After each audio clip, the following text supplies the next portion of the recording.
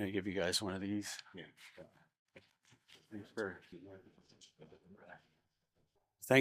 Thanks to you all for being here today. I'd like to recognize my colleagues Frank Caputo and Jeff Kibble. Jeff represents the South Vancouver riding of Kylie's family and family members. Tumbler Ridge families are in mourning. To the families of Zoe Benoit, Tiki Lampert, Abel Mwanza, Ezekiel Schofield, Kylie Smith, Shanda Avogana Durand, Emmett Jacobs, Jennifer Jacobs, we continue to grieve with you. I would also ask you continue to pray for Maya. So many of you already have been, and her two main supporters, Sia, Maya's mom, and David, Maya's dad. They might be watching even today. Prayers for others who continue to heal and the families of victims as they continue to go through some very difficult times. I want to start off with some thanks, though. Thanks to Canadians from across the country for your prayers, moral support, and generosity to our Tumbler Ridge community. Thanks again to the first responders, police officers, nurses, doctors, and counselors who cared for and are caring for the victims and their families today. Thanks to Nicole Noxana, chair of the Tumbler Ridge High School PAC, Brian and all from Canoe Cole, and my executive assistant, Heather McCracken, for all your help with funeral arrangements. Thanks to all local heroes who are playing a part in caring for Tumbler Ridge families. Thanks to Pierre Poilievre, the Prime Minister, and other national leaders for coming to Tumbler Ridge to grieve with us. When we first heard of the incident in Tumbler Ridge at the high school February 10th, we all hoped it was a false alarm, but it turned out to be far worse than we could have ever imagined. The following night, we gathered at the community vigil in Tumbler Ridge, and it's where I met Zoe's mom, one of the victims, Lori, and her sister, Sky. What do you say to a mother who sent her beautiful, energetic daughter off to school who won't see her daughter again? What do you say to a mom who lost her daughter? What do you say to a father who's lost his son? I asked what best described Zoe to Sky and Lori, and they said in unison, strong. I also met Abel's family, and as you might have already seen, they took Abel Jr. back to Zambia to have his funeral in their home country. But while I was in their home, I was giving Abel's mom a hug, and she collapsed in my arms. Later, we helped Abel Sr. come to Vancouver to get some paperwork for their trip back to Zambia, and also helped him pick out a burial suit and tie for their son, Abel Jr. I met Shanda's family, Marcel, her son, Silas, her daughter, and John, her husband, who have to return to a home that no longer has a mother. I met Ezekiel's grandpa, Dwayne, at Ezekiel's funeral just this week, who misses his energetic grandson, but whose faith in Jesus, a faith in Jesus many of us share, gives Dwayne and us hope. He will see Ezekiel and others again in heaven. And so many other stories, like there's beautiful stories amongst the tragedy. But we need answers for these moms and dads and Tumbler Ridge families. The Bible says in Romans 12:15, we mourn with those who mourn, and indeed we are and we will continue. But these conversations of grief are now following with questions of why the tragedy happened in the first place, and what could be done so no one will ever have to go through tragedies like this ever again. We must not let this evil overcome us, though. Tumbler Ridge families, British Columbians, and all Canadians deserve answers. So what can be done? I would like to welcome up my colleague, Frank Caputo, to explain. Frank.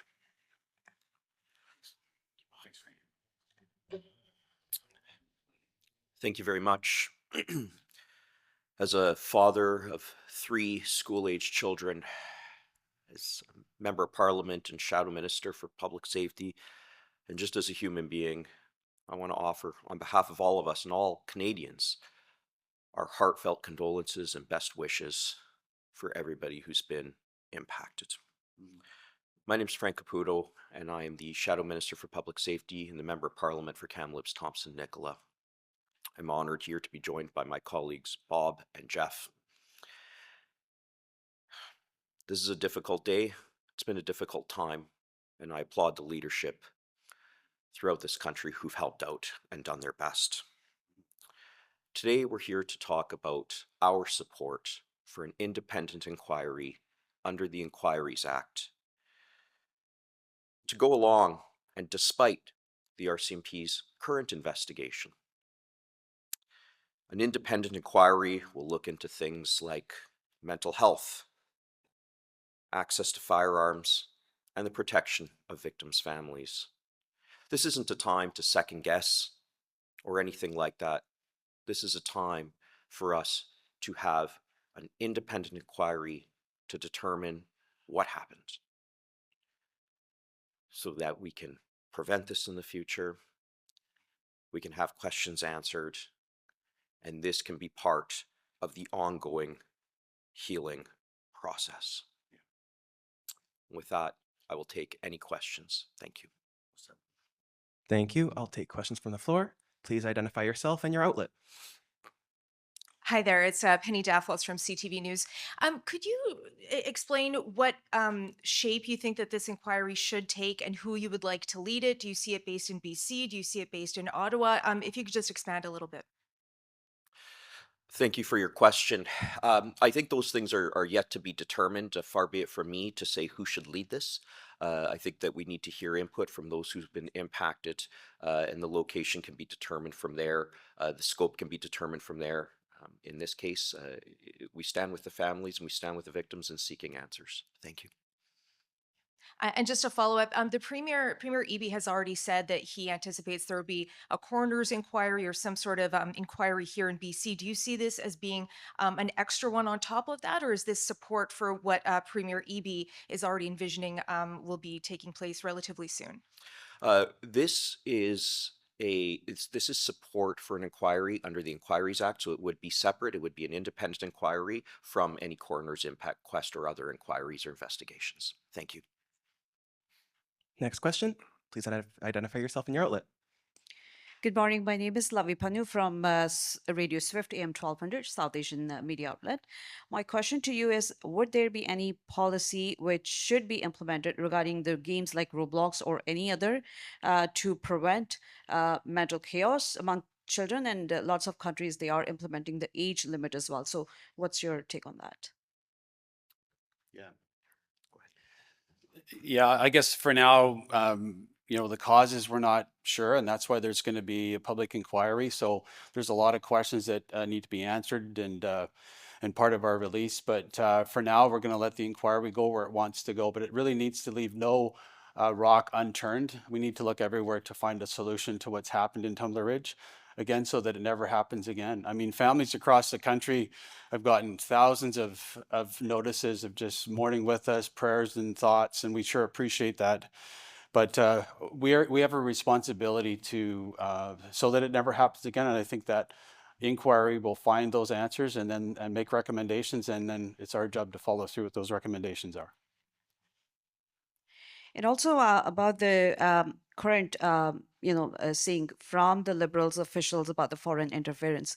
Do you think the opposition has stayed quiet? Because that is a public safety concern as well with the foreign interference. As the reports has mentioned, lots of Canadians have lost their life on these soils. Well, thank you. This is directly related to my portfolio, and I think I've been quite vocal on behalf of His Majesty's loyal opposition. I was one of the critics when the legislation that was to implement the foreign agent registry was enacted in June of 2024, and that foreign agent registry was supposed to be up and running about a year later. It's still not up and running. In fact, we only heard about the commissioner, I believe, a few weeks ago. My exhortation to the government is we need to address this. It's on the minds of Canadians. Thank you.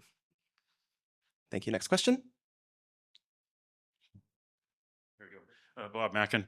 On the idea of the inquiry, are there any precedents of any federal inquiries of a nature that you can cite with regard to a tragedy like this? As well, if the province is going to go ahead with its inquiry, and if it does hurry up once the police haven't finished their investigation and do that, what about changing your idea to a full Royal Commission on the mental health of children and youth in Canada? Because there's issues of physical abuse, sexual abuse, drug abuse, there's gambling, there's guns, there's addiction to online platforms. There's a myriad of problems that are all coming together. But what about looking at universally across Canada? Well, I'd like to thank you, Bob, for that question. At this point, we want to get at the truth. And if that goes in the direction that you've suggested, certainly we're open to having those discussions. I mean, we're not closed off to anything. At the end of the day, we want to get to the bottom of what happened, to provide answers, to provide healing, and to provide prevention for this happening in the future. In terms of precedents, this is something that has rocked us all because of the severity and widespread victimization here. So I'm not going to claim to know about every single inquiry in the past, but we're looking to the future in order to get answers. And if that includes a wide-ranging investigation into mental health and what is impacting young people today, then that's certainly something I would be open to. Thank you. Just on the foreign interference file, have you received any response yet from your request to see the text of the Prime Minister's agreements with China? Yeah, thank you for that question. Just for context, I've wrote a letter to the Minister of Public Safety, Minister Anand Sangari, and I asked for a copy of the text of the Memorandum of Understanding that was entered into between the Government of Canada and the People's Republic of China to share matters, to share intelligence. I wrote that letter, I believe it was 19 days ago, and I still haven't heard anything back. I have spoken to the minister personally about this. I've put it out publicly, and I believe that memorandum of understanding should be released publicly forthwith. Thank you. Thank you. Next question. Please identify yourself and your outlet. Okay, hi, I'm Charia from Goose Media. For the families and the local community affected, what support do they need most right now? Could you repeat that question? I might just put a little. Okay, for the families and the local community affected, what support should they need most right now? Support. Yeah, thanks for that. Great question. There's already been some really great organizations, just even Neighbors Helping Neighbors. One issue with even having the kids not go back to school was that they couldn't just talk to their friends and work out some of these experiences they just had been through. So that's been a challenge. But Billy Graham Association has been on the ground to provide local counseling. There's Pastor Gerald, who everybody in Tumbler Ridge knows and has been doing his best to make sure spiritual needs are being met in Tumbler Ridge. But it's going to be an ongoing thing, right? This is what, after 2 weeks, that Tumbler Ridge does need some privacy for sure, but they're still going to need support well into the future just to heal and to somehow see light once again. But it's a beautiful community, beautiful people in the Rockies. It's this stunning community that was there as a kid working. And Tumbler Ridge doesn't want to be remembered for this either. They want to be remembered. They want to continue to be that beautiful community that it started off to be. And but they have some challenges for sure. They have a lot of support already, but we're going to be working to make sure that support continues.